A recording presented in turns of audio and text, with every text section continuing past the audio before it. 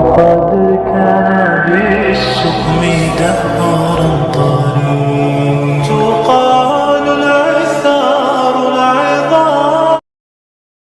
چپ سے بڑی کوئی بدوا نہیں. انسان جب بولتا ہے تو قدرت خاموش رہتی ہے، اور جب بندہ خاموش ہو جاتا ہے تو قدرت انتقام لیتی ہے، اور بے شک اس کا انتقام بہت برا ہوتا ہے. پوچھا گیا صبر کسے کہتے ہیں؟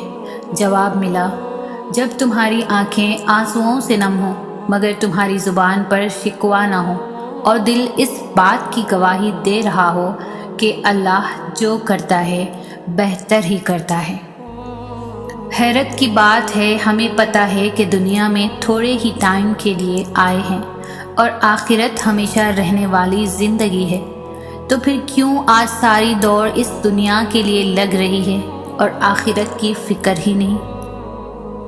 حضرت علی نے فرمایا، ساری دنیا کے سارے لوگ تجھے اپنے فائدے کے لیے چاہتے ہیں، اور صرف تمہارا رب ہی ہے جو تمہیں تمہارے فائدے کے لیے چاہتا ہے.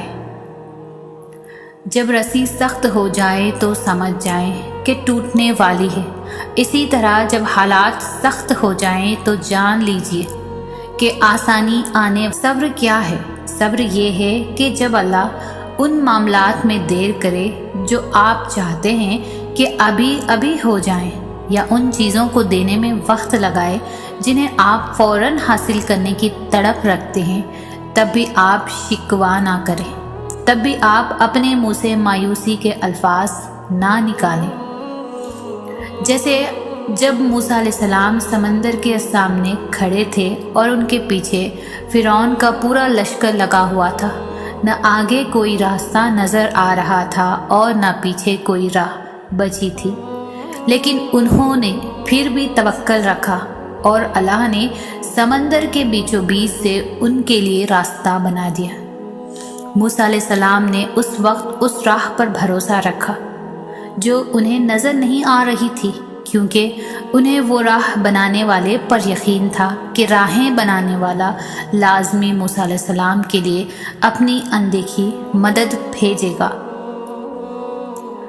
رب سے جڑنے کے سفر میں پل پل کی آزمائشیں ہیں، پل پل کی رکاوٹیں ہیں. اگر اس دنیا میں جینا اتنا آسان ہوتا تو پھر وہ اللہ اسے آزمائشوں کی جگہ کیوں کہتا؟ زندگی تو نام ہی آزمائشوں اور مشکلات کا ہے.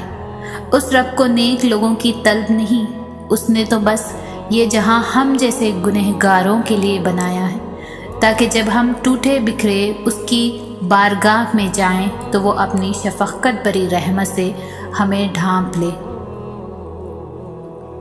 مانگنے کا طریقہ یہ ہو کہ اے اللہ میرے لیے جو بہتر ہے مجھے وہ عطا فرما. میں انسان ہوں اور میری آرزوئیں اور خواہشیں بھی بہت زیادہ ہیں، میری کمزوریاں بھی میرے ساتھ ساتھ ہیں، اور تو پروردگار مطلق ہے. میں بہت دست بستہ انداز میں عرض کرتا ہوں کہ مجھے کچھ ایسی چیز عطا فرما جو مجھے بھی پسند آئے اور میرے ارد گرد رہنے والوں کو، میری عزیز و اقراب کو بھی پسند آئے، اور اس میں تیری رحمت بھی شامل ہو. زندگی کے بہت سارے اسباق میں سے میں نے ایک سبق یہ بھی سیکھا ہے کہ جب ہم اللہ تعالیٰ پر چھوڑ دیتے ہیں معاملہ تو وہ رب ایسی جگہوں سے نوازتا ہے کہ انسان حیرت زدہ ہو کر سوچتا ہے کہ یا اللہ میرے صبر کا اتنا اچھا صلہ. ہم لوگ یہ سوچنے لگ جاتے ہیں کہ جس نے برا کیا اس کے ساتھ کچھ ہوا ہی نہیں. یہ نہیں دیکھتے کہ اللہ ہمیں دنیا میں کیا کیا دے رہا ہے اس کے بدلے. اور جہاں تک بات ہے اگلے کے مکافات عمل کی، تو وہ اللہ بہتر جانتا ہے کہ کب کس کو کیسے اور کیا سبق دینا ہے. صرف ایک بار دل بڑا کر کے اپنا معاملہ اللہ پر چھوڑ کر دیکھے. تم کہتے ہو کہ درد اب برداشت سے باہر ہو گیا ہے. اللہ کہتا ہے کہ وہ کسی جان پر اس کی طاقت سے زیادہ بوجھ نہیں ڈالتا. تم کہتے ہو کہ یا اللہ میں ہی کیوں؟ وہ کہتا ہے کیونکہ میں تم سے محبت کرتا ہوں، اور اللہ جن سے محبت کرتا ہے ان کو ہی آزمائش میں ڈالتا ہے۔ دعا کے قبول نہ ہونے کا تعلق اللہ کی ناراضگی سے نہیں ہوتا۔ اگر دعا کے قبول نہ ہونے کا انحصار اللہ کی ناراضگی پر ہوتا تو حضرت یعقوب اپنے بیٹے سے کبھی بچھڑے ہی نہ ہوتے۔ دعا تو انہوں نے بھی مانگی ہوگی، اللہ ان سے ناراض تو نہ تھا کہ ان کی دعا قبول نہ کرتا، وہ تو پیغمبر تھے نا، اللہ کے نیک بندے، تو پھر اللہ انہیں کیوں دکھ دیتا؟ دعائیں قبول ہی تب ہوں گی جب آپ اس کے لیے کچھ ترک کر کے خود کو اپنے نفس کی غلامی سے آزاد کریں گے۔ اگر تم اس کی رضا کی خاطر کچھ بھی ترک کر دو یا ترک کرنے کی کوشش کرو تو اس کا اجر وہ رب العالمین تمہیں ایسا دے گا کہ وہ نہ تو کبھی کسی کی آنکھ نے دیکھا ہوگا، نہ کبھی کسی دماغ نے سوچا ہوگا۔ اس کے راستے پر چلنا مشکل ہے، مگر یہ جان لو کہ تمہیں اس کی راہ پر چل کر ہی یہ دنیا اور وہ دنیا نصیب ہوگی۔ مل جائے گا تجھے بھی تیرے نصیب کا جگنو، اندھیرے ابھی گہرے ہیں تا عمر تھوڑی ہیں، حالات سے ڈرتے ہیں جو تنہا ہیں فانی دنیا میں، تیرا نگہبان وہ رب ہے تو کوئی لاوارث تھوڑی ہے۔ رکھ یقین ہر دعا کی قبولیت پر دل و جان سے، وہ آزما رہا ہے تجھے مگر تجھ سے انجان تھوڑی ہے۔ وہ خاموشیاں بھی سن لیتا ہے لیکن اسے اظہار پسند ہے بندے کا۔ جب بندہ کہتا ہے اے میرے رب، اے میرے رب، تو وہ متوجہ ہو جاتا ہے۔ جب بندہ کہتا ہے تو بڑا رحیم ہے تو اس کی رحمت جوش میں آ جاتی ہے۔ جب بندہ کہتا ہے اللہ مجھے معاف کر دے تو وہ معاف کر دیتا ہے، اور جب بندہ گڑ گڑا کر کچھ مانگتا ہے تو وہ قبول کر لیتا ہے۔ جب تم محسوس کرنے لگو کہ آخری حد تک آزمائے جا رہے ہو تو سمجھ جاؤ کہ تمہارے معاملے کا فیصلہ اور اللہ کی جانب سے مدد کا وقت یقیناً بہت قریب آ رہا ہے۔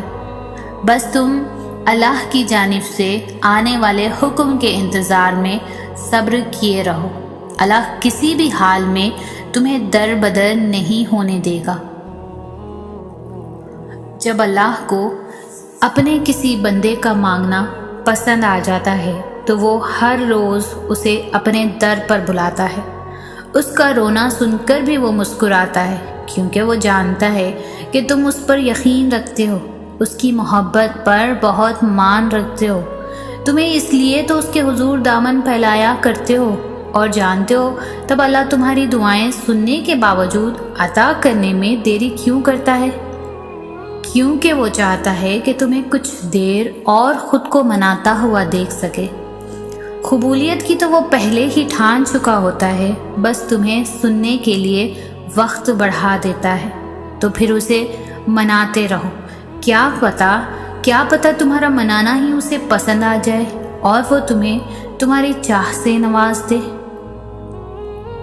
صبر اور بندے کی تڑپ کبھی بھی ضائع نہیں جاتی، اور اس بات پر بھی یقین رکھو کہ اللہ کا وعدہ سچا ہے، بے شک وہ صبر کرنے والوں کے ساتھ ہے۔ دعائیں جتنا صبر لیتی ہے وہ اتنی ہی زیادہ رنگ لاتی ہے، تو اپنے اٹھے ہوئے ہاتھوں کو کبھی مایوسی کی وجہ سے جھکنے نہ دینا، کیونکہ اللہ کبھی کبھی صبر کی آخری حد آزماتا ہے، اور اس کے بعد صرف ایک ہی مرحلہ آتا ہے، اور وہ ہے اس کا کن